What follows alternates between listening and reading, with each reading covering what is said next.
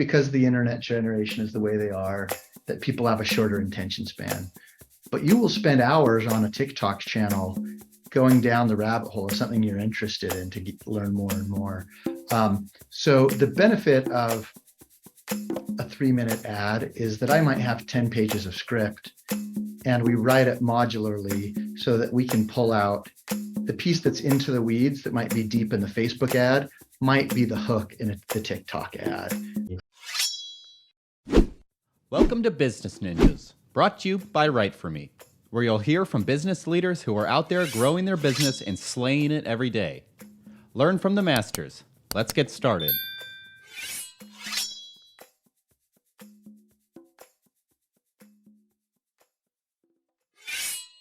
Hey everybody, this is Max Pittman from WriteForMe, and you're listening to another episode of the Business Ninjas podcast. We're gonna meet the experts who are making things happen and scaling their businesses. And today we're talking about Creatably with Mr. Damian Dayton, who is the Chief Creative Officer at Creatably. Damian, thank you so much for joining us today. I can't thank you enough for having me. I'm so glad to be here. Yeah, I appreciate you being here, and yeah, glad we had the opportunity to connect and excited about this podcast together. And for everyone who isn't familiar with Creatably, it is a creative marketing agency, specifically like a digital marketing agency, I guess. And they specialize in providing like innovative and strategic solutions to help businesses and brands thrive in a digital landscape. Organization itself has been around since 2018, and I'm definitely excited to dive into what's going on there at Creatably with you, Damian. But before we jump in, I'd love to just give you the floor, to be honest, to talk about who is Damian to our community, which is a lot of executives and sales and marketing leaders and entrepreneurs like yourself. So if you can share with our community a little bit about yourself and some of the things you focused on. Well, thank you. Not a lot of people know our agency by name, but a lot of people know our work. Maybe PillowCube might be one of the most recognizable brands that we've worked with. 1 in 20 people in America knows PillowCube, and we helped start them in-house in the agency. And now we've just hit the 1 billion view marks in our videos. And so we've made a nice name for that brand and for ourselves with that. But we've worked with over 100 companies over the last 5 years and helping them grow really rapidly in the direct-to-consumer space. I have about 20 plus years of experience in the production world, making everything from TVs to documentaries. But I got into this world specifically about 5 years ago when I realized video production was quickly becoming a commodity, but there's a differentiator in online ads, especially on social media ads. If you can make high performing ads that are really entertaining and people are willing to watch them, something happens that doesn't happen in anywhere else in the ad world, which is your cost to deliver that ad goes down. The more people like to watch them, it's actually cheaper to put them out. So I got into this world and we've really had a lot of fun doing that. So I love production. My main passion is in the writing and the strategy. As the Chief Creative Officer, I kind of get to let myself have whatever job I want to. So I still let myself write. We have a great team of writers, amazing writers, but I still write because I'm passionate about it. And we've helped a lot of companies go from startup to 6 figures, from 6 to 7 figures, from 7 to 8. And we like to say, we try not to just move the needle, we try to move the decimal point for our brands that work with us. So I love it. That's great. So give me, I guess, an idea of like, the pitch, right? Love to kind of hear what's the elevator pitch. I know I have like a general idea of who Creatively is and the content you guys can create. And I've definitely seen your content for sure. But I'd love to hear like if you're pitching to the sharks on Shark Tank, like what is like your elevator pitch? Well, specifically, my belief is that there's no marketing can make up for a bad product. And the best marketing is an amazing product. And what we think we can do is if people bring us a great product, we can help spread the word like wildfire. Our greatest successes have come when we've discovered undiscovered brands that just nobody has heard of yet, and we've helped shout it from the rooftops. Anybody can buy a Super Bowl ad, and they all pay the same amount.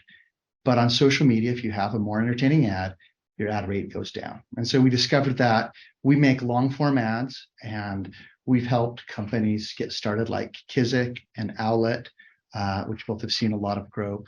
We've helped startups.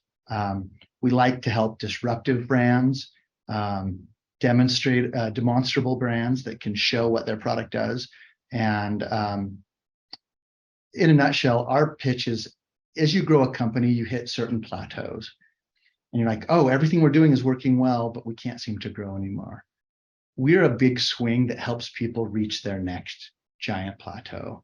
And I find that's true in life in multiple ways. Like every time you're doing something scary and you figure it out, there's something new and scary you have to do. We help people grow fast again. So painted on our wall, it says, go fast, grow fast. It's part of our philosophy. When people have something great and the world doesn't seem to recognize it, we're great at shouting that out. And I think particularly in a world that has a lot of niches and niche markets, we are particularly good at helping you talk about your product to the broadest audience possible.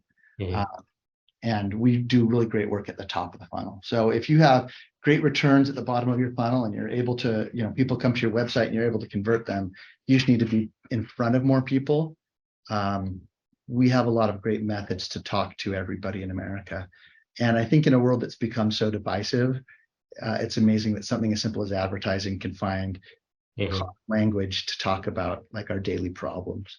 And a lot of brands are leaning into the politicization of America, but I think we're trying to find a common language. And usually that involves humor. Yeah. You can see a lot of that from the website itself and just the lightness and the tone that I kind of see, and just the general view of your website. And you guys don't take kind of yourselves too seriously. And I think that's something that I think a lot of people can relate to, especially in doing that within, an ad or a video, as well as there's life, we're silly. Life is weird. It's funny. It's wonky at times. And, I'm sure as, you being a writer on the creative side, you get to, kind of maybe even leverage some of your own stories or past experiences to develop some of these, fun pieces of content for the brands you guys have worked with. So love to kind of get your perspective, I guess, on how you've been able to continue to build a creative process for these companies when you build these campaigns. So I think a lot of success is built on authenticity. Like you said, that while we have humor, we try humor that works for us and that doesn't punch down. It's like, on average, one or two jokes that I have between my wife and I makes it into a spot. We had when we discovered one of our brands that we helped was And Collar, and they make an amazing dress shirt for men. They actually made this shirt. They're stain proof, they're wrinkle proof. I pulled this out of the laundry and threw it on. It doesn't need to be ironed. And we find a lot of women were buying it for their men. So we've made an ad that what makes a man sexy is that they don't make you do their laundry for them. It's kind of the idea. But we came up with this idea of chore play. It's like when you help with the dishes, your wife is a lot more willing to engage with you on levels. And that was an actual joke between my wife and I. And, a common concern that clients have when they come to talk to us is we want something that performs well, but we don't want something silly. And we have found that while our pieces have a sense of humor, we try to match it to the founders, to the company that we work with. Nobody wants to be stuck with that boring, serious guy at the party, but you don't want to talk to that guy, get stuck with a guy with a lampshade on his head either. We believe that a brand's personality and their brand voice should be multidimensional. So I think we have a process where we try to discover the three-dimensionality of the personality of the brand voice and encapsulate that in an ad and find a way to talk to people where they are. And so that they feel like it's a brand they can identify with, that not only does the brand voice resonate with them, but it offers something that answers a real need in their life. So while we're known for our humor, we also spend a lot of time getting into what we refer to as the itch and the scratch of a product. That you really understand what's the itch that product scratches on a really gut, visceral level. So when I presented with it, you're like, oh yeah, that is a problem for me. I have that, and feel like the only way to scratch that itch is with that product. Love it. Yeah, I appreciate you sharing that for sure. And I know you guys pride yourself on obviously your team, right? Talented, experienced creatives, passionate about driving and delivering impactful results. You mentioned kind of a few minutes ago about how the biggest rewards are understanding that actually the more entertaining the ad is itself, the the less it costs to, acquire new business, and, the cost comes down, for your ability to run ads, right? So like, how do you guys like identify, or where did you identify that, hey, the more entertainment or more that an engagement these ads provide, and where were you able to find that kind of correlation between the less amount of an ad actually costs? Well, I actually found it before I started with this company. Mm-hmm. I was helping independent movies do their marketing. And for every ad we created, we'd put a trailer out, and trailers are really entertaining. And I was just looking at our ad spend. I'm like, wait, this got 2 million views and this got 50,000 views. And I spent the same amount on both, and just realizing like, oh, the more entertaining it is. So we still follow that methodology today. We look at a second by second analysis of every ad that we put out, and we can do something you can't do on TV, which is we can watch our viewers drop away from our ads. And a standard ad retains about 15 seconds. They've only retained about 7% of their audience. And our ads retain between 20 and 30% of their audience, and I think that's important. And it's, as an annoying younger brother growing up, I had an older brother that was like, hey, dude, read the room. You came in with all these jokes, but like they weren't responding. And social media, these platforms give us the ability to look at a second by second, like, oh, I thought that joke was funny, but 10% of our audience dropped off as soon as we told it. So we go back and re-edit our work regularly and continually to make sure the jokes are relevant, the content is relevant. But some of that dropping off is good. We see talking about a brand will sometimes cause an audience to drop off. That's good, because if I can get those people to drop off before 15 seconds, I don't have to pay for them to watch my commercial, but I got the free brand impression. So we believe like the handshake between the performance department and the creative department is really key to like having effective creative, so that the creatives aren't stuck in their like cool castle where, they're kind of breathe the rarefied hipster air, but they have to say like, yeah, that's a great creative idea, but does it work? And we're challenged constantly, and we meet together, and we don't say, did that ad work or not work? We say, how did it work and how did it not work?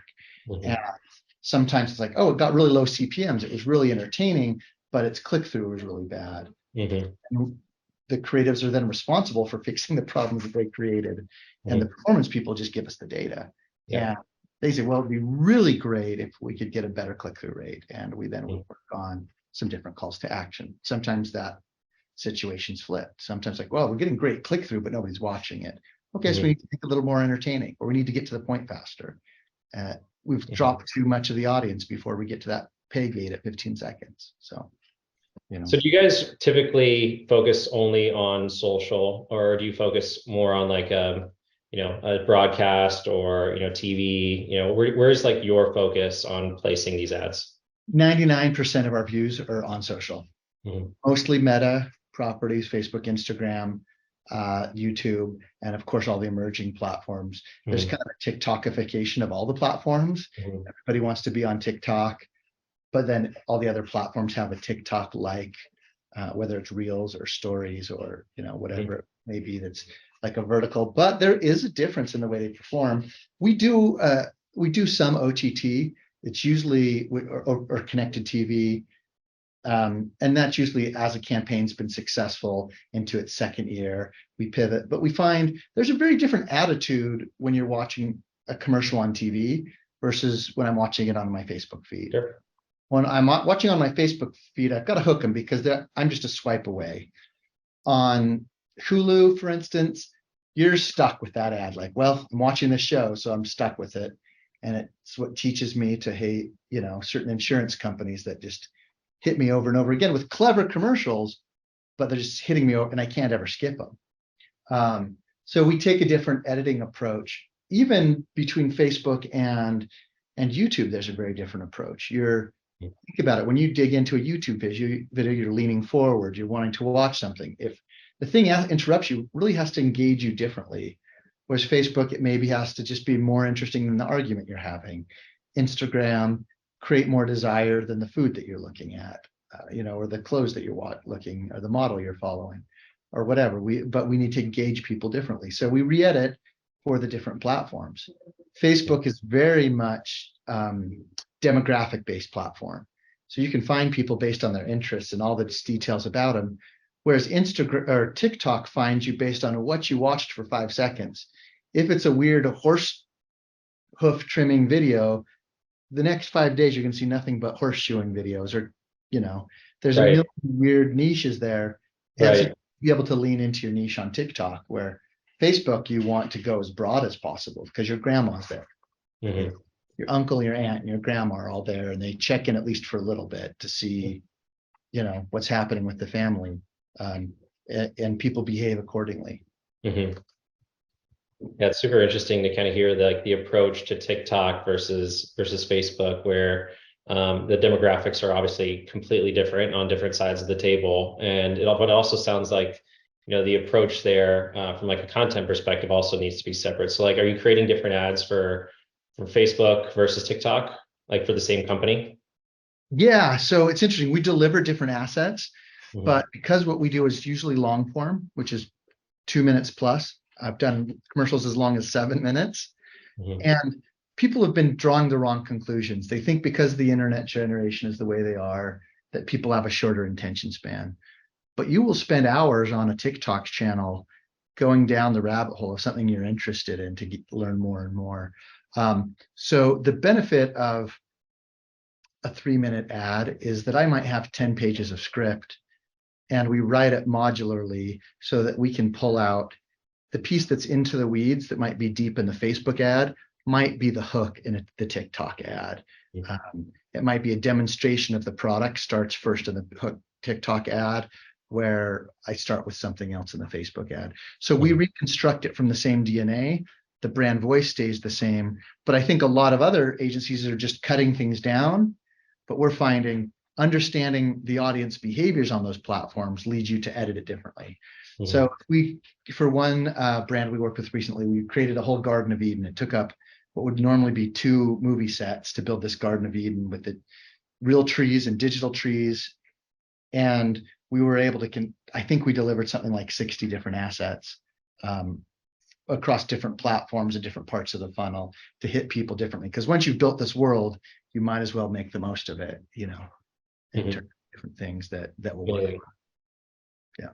I appreciate it. Yeah, that's crazy. Yeah, I'd love to kind of pick your brain on all these probably stories you could tell, with your experience and who you've worked with. I'm sure there's some people I probably know, but I don't have a ton of time to do that, unfortunately, today. Maybe offline we can talk about that. But I saw on your website maybe that I thought something I thought was worth bringing up, which was specifically the 6 Ds of growth, which I also thought was funny. You'd think it'd be something else, but like when I hear 6 Ds of demonstration, but the 6 Ds of growth for people who haven't saw this, it's demographic, disruptive, demonstratable, deliverable, desirable, dollars for distribution. The reason why I wanted to bring this up is I think this is valuable for any potential customer, is just understanding where they start and where they finish. So could you talk us through the 6 Ds of growth?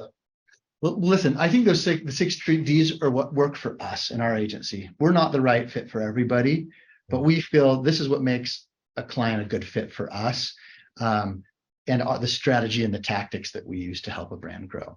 So first, we look for a product that's democratic, because we're largely on YouTube and Facebook. Like I said, there's niche growth opportunities on TikTok right now, but we look for a product that everybody uses or knows somebody who does. So for Owlet, the baby care booty, not everybody's having a baby, but everybody who is having a baby. And so by talking to the whole world, the social network was able to point towards who needed the product. Pillow Cube, everybody sleeps or knows somebody. I mean, everybody sleeps at night, so it's a very broad product. And Collar is a dress shirt. Most people have jobs and wear a shirt too. And the original name for that company was Blue and White Collar, and they had shirts for both. But we thought it was very broad, and we were able to grow them 10x in about 45 days with some simple strategy. So democratic is big for us. The internet loves what's new. So we think disruptive is big. If you're a little bit different and differentiatable, like the old way of doing things is stupid and our new way is great, we think we have that's part of the hook that we can use with you. We love products that are demonstrable. as much as we pride ourselves on our jokes, we like to be able to show how the product is better, show it works, show how it's different. We're looking at a carpet cleaning service right now, and it's amazing, and it's totally different than anything you've seen before. And being able to show it side by side, you get that aha moment. One of the companies that we helped start was Stair Slide, and it's really easy to see. I put this on my stairs, and now my stairs are a slide. I can see it, and I get it immediately. Deliverable. There's lots of ways to start a business on Amazon, and there's ways to be omni-channel. But when you're working with us, we really like a direct path to purchase. A lot of our clients are on Shopify, and that's where the bulk of their commerce happens, or BigCommerce or WooCommerce or another online platform like that. Mhm. It's easy because I can track growth when I put $1 of ad spend on our Facebook ads. Even if it doesn't attribute through Facebook's pixel issues, I can still see that come out 5 or 6x on the other end, or 10x on the other end. We get a lot of halo effect for our products. Eventually, we like to be omni-channel, but we're great at when people are at 1 or 2 channels, because you can see directly, oh, I put my dollars on ads here, there's growth here. And so much easier to create a virtuous cycle when you know where the inputs and outputs are. And the last one is dollars for distribution. This is less of a problem now than when we first started. Early on, people just wanted a viral video. Can you make us a viral commercial? Like, yeah, but then everything became walled gardens. And the good part is that helps you manage your growth. Thread wallets, we've done some campaigns for, and their founder said to us, you gave us our worst September ever, but our best fourth quarter ever. The worst September is because we sold them out of product. And their best fourth quarter because they were able to plan for it and have more and a really great fourth quarter. But a viral video that goes over out of control can often crush companies. So you need to be willing to have some money for ad spend. And the last one is our secret D that's not on the website. It's no douchebags. It's just that we like to work with people that we like to work with and people that like to work with us. It makes life's too short to work with jerks. It is. And Yeah. it's fun working with interesting people that have interesting products that are excited about where they're going. We love to fall in love with the products. We like to become consumers of the products. I'm wearing 3 or 4 of my clients right now because I like their products. They didn't give me these for free. I became a customer because I love their products, and we found a way to shout it from the rooftops. Mhm. You know? I love it. I appreciate you going through all those steps with me, and even the secret last one. Thanks for keying me into that in our audience. Yeah, life is definitely too short, so be nice. I love it. Well, this has been really interesting to pick your brain and hear your perspective on how to think about these brands, how to take them to market, how to build creative for them and get them in front of their audiences and broader, bigger audiences to help them grow and scale. So what about for you guys internally? Like how are you thinking about this next year? Love to kind of like understand how you guys are planning to grow and scale. This year's had a lot of doom and gloom for direct to consumer brands. But across our brands, we've started at least 4 brands in-house. We figure if we're preaching about this, we should be using it ourselves on our own brands. We're having some of our best summers ever across our brands right now. For us as a brand, we see those effects that the pixel change has made and has made a lot of brands go. So we're offering a new product to help them. It's our foundational package. There were similar companies to ours that their barrier to entry was like $500,000 to do a campaign. We felt that was too much. So our starting point is much lower than that. But a foundational campaign, we think brands need help talking to that broader audience. And sometimes we can just help them create a few assets to get started. If we can get started and they're willing to engage with us, rather than just delivering one campaign, we're willing to engage on a monthly basis and help them slowly build assets to get to the point where they are ready for explosive growth. We feel like our heroes really help people grow fast, but a lot of people just need a solid foundation. A lot of our clients are coming in with an upside down funnel. They've just been spending a lot at the bottom of the funnel and not much at the top. Mm-hmm. So we see more and more people doing that. I think there will be a lot of opportunities on TikTok, on emerging platforms, but the old platforms aren't going away. They will take a different place. I think we're going to lean more in traditional things that we understood 5 years ago. We need to adapt to new tools like AI, but we also need to realize that we're talking to people. We've already developed a sixth sense of when I get an AI generated message, and we can tell when we're getting an AI generated image, that uncanny valley. We really need to talk to people more than pixels. And I think the agencies and the brands that learn to do that and are going back to our roots when we didn't have attribution cycles, we can still use the attribution as a clue of what's working. But remember that we're talking to people and we're solving their problems. As long as you're useful to people, they will come back to you and ask you to take their dollars. Definitely. Yeah, I appreciate you sharing that perspective, right? Yeah, it's the people at the end of the day they're making these decisions and that you're talking to. And every AI piece of content I've seen, it's just so fluffy, it's so grandiose, it's so much words. You don't need a lot to tell a story. I can see it from a mile away too, which is kind of scary. But I think leaning into it is leaning into kind of what it converts and what people care about and what personalization actually means is going to help in telling those stories and converting more opportunities. Yeah, we think so. We think so, and it's held up for us so far. So. Yeah, I love it. So you mentioned this new product, or would you say this is more of like a service, like kind of this foundational service? It's a service where our we might start in the $150,000 to $250,000 range with most clients. It's like a 30 to 60 range just to get some basic assets, and we can kind of brainstorm where your brand is going to go over the next 6 months. And our goal with that is to help people get to the place. And that one, we kind of have to qualify brands. We have a lot of people that want that package because we're used to delivering higher end things. We're kind of qualifying them that they fit. We foresee growth in their future and see that we're willing to take the swings to do what it takes to grow. Yeah, so it still sounds like it's this commitment to work with you guys, show that, hey, like this, we can take you guys to the next level with our content and in our creative, and kind of dip the toes without taking like that full swing right away, which does seem like something that you thinking about the market just in general could be doing right now. Yeah, we see that with the brands that are growing, like in their $0 to $3 million a year category, where if you're doing like 3 to 10 has really been our sweet spot, growing those companies to 30 million in a year. That's where we've had the most success. And we thought, well, could we just help? We meet a lot of cool companies. Like, couldn't we just help them get to the place where they could? And so that's where that was born out of. We really like to support entrepreneurs.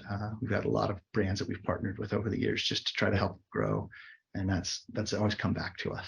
So. I love it. Yeah, there's some awesome brands out there. I'm definitely familiar with Thread. Don't have one yet, but I'm very familiar with them, and I've seen Pillow Cube, and the stair slide I've actually seen as well. And man, I grew up with a house with stairs as a kid my whole life, and that would have been super fun to have something like that in the house, or maybe just to use it to throw laundry down the slide too if I need to. It's our default laundry chute and luggage chute before vacation. Yeah. But we have it out on Sunday so the kids can get to church on time. They go down in their suits, and I love it. It's great for the play dates when kids come over.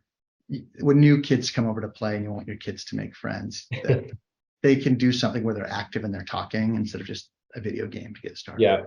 Yeah, I love it. That's super. I wish I would have thought of it, honestly. I love it though. Well, this has been super great, Damian. Thank you so much for kind of educating us and and who Creatably is, who you work with, what you've done, what's your approach, and how you approach building creative content and engaging content to help these companies grow. And you guys are a creative marketing agency. Seems like you're committed to obviously helping businesses thrive in building strategic, innovative like marketing solutions, you could say, for these brands to get to the next level. So love to kind of give you the floor here as we wrap things up, and make sure like people know how to get a hold of Damian, what's the best way to chat with the team, and if you're going to be anywhere, do you have any events coming up? Love to kind of give you the floor. Yeah, we're going to be speaking at the Commerce Catalyst event on October 6th. There's some other events coming up. Yeah, probably speaking in a Silicon Slopes marketing event. easiest way to get in touch with us is at creatably.com. That's Creatably. We don't have a sales team. We have a Ben and a Tom, and they really just kind of help you talk through your business goals. But what I could just say is like, hey, I think times are tough for a lot of D2C brands right now, digital brands, and they're thinking that may not be worth it. And I think I love entrepreneurs, and I think this is a great time to be alive. You can start a business, you can start something out of your home, and you can create jobs and you can create opportunities for other people. And I just want to say, like, don't give up, because there are a lot of opportunities out there, and it's not following somebody else's playbook. You're going to have to kind of blaze your own trail a little bit. But anytime there's chaos, there's also opportunity. And I'm excited to see. I think a lot of people will struggle the next couple of years, but out of that, I think a lot of great brands will emerge in the next 2 years. Mm-hmm. So yeah, I appreciate you sharing that. Definitely, it makes me want to go and do the thing that I wanted to build 10 years ago. It's funny, yeah. Like there's ideas that I'm sure we all have of like how we can improve and make our lives better. And it seems like those are the brands that you guys want to work with. And mine was kind of in the germaphobe world. People not touching things, and there's ways to use your feet to move things around potentially. So I'm trying to figure out how I can get some. Let's see what we can do with that. But well, I'd love to hear about it. We still go back to Kickstarter all the time. Yeah. It's a great way to validate an idea, pretty inexpensive. Even with our stair slide, we have a new concept on stair slide on Kickstarter right now for stair slide, new off ramp. That's a softer, gentler way to get off the, and you don't have to make a ton of money to be able to validate and like, oh, I've got something here. Yeah.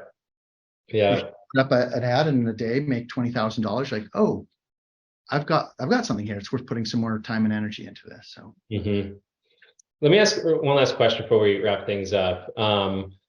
When you think about like a retail, clothing brand, maybe focused on like new audiences, like younger crowds joining like the golf industry, right? I've seen a ton. That's my social media is filled up with companies on that are golf brands trying to sell me their golf gear, pretty much. But like it's kind of like a dime a dozen these days, right? Like, what's your like thought process behind like content for those brands?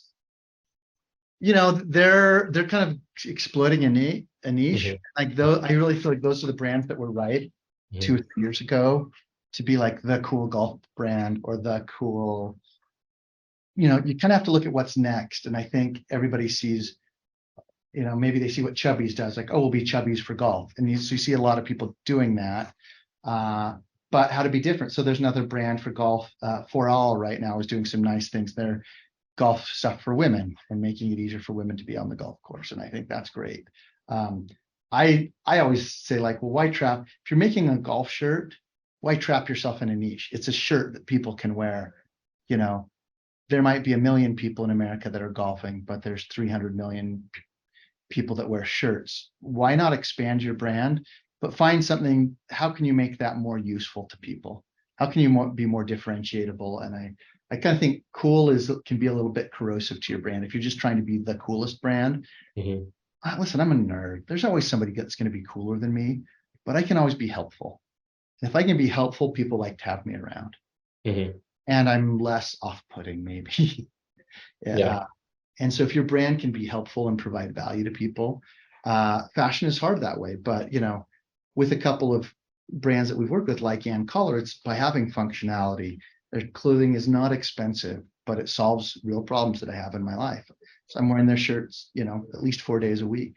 Or Kizik, we helped them get launched to some of their first launch products, but it's a hands-free shoe. I can just step into them. I haven't done any campaigns for them for a few years, and I've got no skin in the game promoting them, but they've solved a real problem, both for me, but there's a lot of differently able people that makes it easier.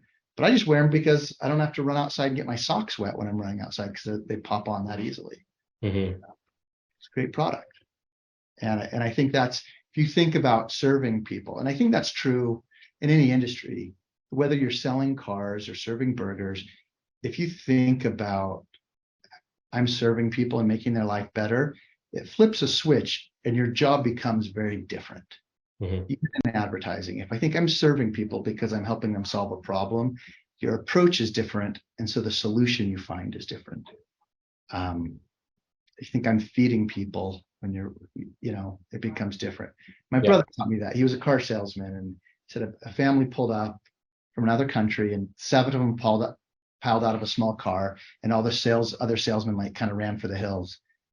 And he's like, that's the difference. They were like, oh, I'm going to have trouble getting their credit checks. And he was like, here's a family that needs better transportation. If I can find a safer, better car for them to get to work, I will have served them. He served them. And it's like, yeah, he made money doing his job, but he did a much better job for them because he served them instead of trying to finance and find the right angle to make money for them. Right. I appreciate you going through that. Yeah, that's definitely helpful advice, and things that I think like entrepreneurs who are continuing to figure out their ideal audience, or continuing to figure out how to target them with messaging, is I think kind of bring everything back to the basics, which is you built this product, you built this company to serve a specific problem and to solve that specific problem, and if you kind of think about it on a human perspective, is a way to think about also how to market that as well. Yeah, absolutely. Thank you so much. For having me on and letting me ramble. I do. Yeah. I appreciate your time, Damian. Yeah, absolutely. And you can ramble with me anytime. I appreciate you doing this with us. And again, everyone go check out Creatably. That's creatably.com. Don't hesitate to reach out to Damian. Go check out Damian at when's the speaking event? You said you have one in October. Or August 6th. I think it's a Commerce Catalyst event. It's a great organization for marketers around the country. There's a great Slack channel for it, started by Matthew Holman, great resource for marketers. And I don't know the date on the Silicon Slopes event yet. So. All good. But yeah, everyone can check those out as well. I actually want an invite, if I need an invite to that Slack channel, if you can send that to me. You bet. Awesome. I appreciate it. We'll make sure to add that in the description as well. But I appreciate you being here, Damian. Thanks again for your time and telling your story and sharing your insights. I really appreciate it. And I feel like I've learned a lot about you and Creatably, and I'm looking forward to seeing what you guys can do. Thank you. You're a very gracious host. Thank you so much for inviting me. Appreciate it, Damian. Everyone, thank you so much for listening. That wraps up another episode of our Business Ninjas podcast. Have a great rest of the day.